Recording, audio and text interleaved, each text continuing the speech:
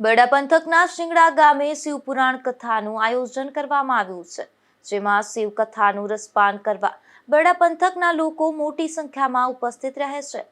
શિંગડા ગામનું મૂળ નામ વિશ્રામ દ્વારકા છે. અહીં ભગવાન શ્રી કૃષ્ણ મથુરાથી દ્વારકા જતી વખતે શૃંગી ઋષિના આશ્રમે વિશ્રામ કરેલો અને શૃંગી ઋષિ સ્થાપિત શિવાલયની પૂજા કરેલી.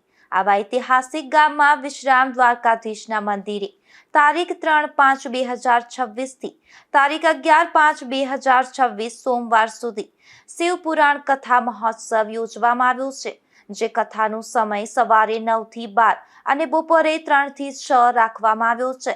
આ શિવ પુરાણ કથા મહોત્સવના વ્યાસપીઠ ઉપર પોરબંદરના જાણીતા કથાકાર ચંદ્રેશભાઈ સેવક શિવ કથાનું સંગીતમય શૈલીમાં રસપાન કરાવી રહ્યા છે.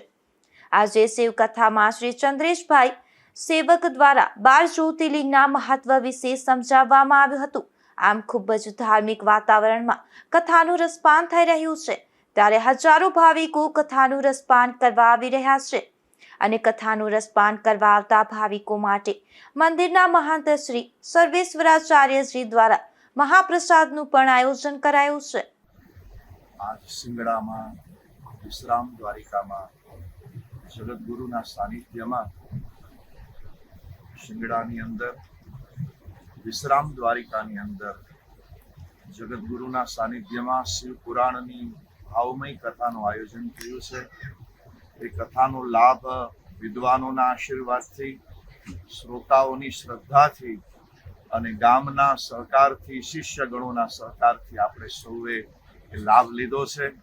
આ સમયે પધારેલા સૌને યાદ કરતા વ્યાસપીઠ ઉપરથી વ્યાસજી પણ સૌને આશીર્વાદ આપે છે અને આ સમયે સંતો મહાપુરુષો આપણી કથામાં આવ્યા, એ બધા પણ ખૂબ ખૂબ આપણને આશીર્વાદ આપી અને સૌને લાભાન્વિત કરીને ગયા છે. સૌને શિવ પુરાણમાં શ્રદ્ધા સાથે સાદર નમન કરતા સૌને મારા પ્રણામ. જય મહાદેવ, હર હર મહાદેવ, ઓમ નમઃ શિવાય. આ કથા દરમિયાન બહાર ગામથી પધારેલા મહેમાનોનું મહંત શ્રી દ્વારા શાલ ઉઠાડી સન્માન કરવામાં આવ્યું હતું, તેમજ સાધુ સંતોનું પણ સન્માન કરાયું હતું.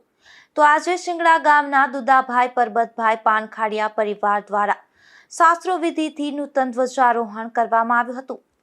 ધીરુભાઈ માવત, ગુજરાત ન્યૂઝ, બગવદર.